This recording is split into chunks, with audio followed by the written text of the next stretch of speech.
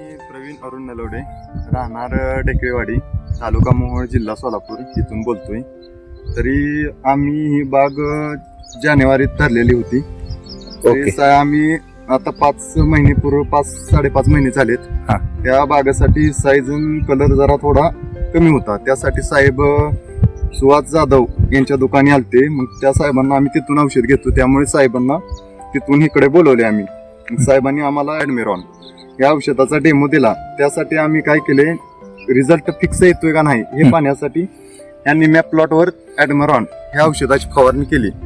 आणि निम्या पाईपापासून पलीकड तो ते पाईप आहे त्या पाईपापासून पलीकड आम्ही फवारणी केली नाही, तिथनं अलीकड फवारणी केली.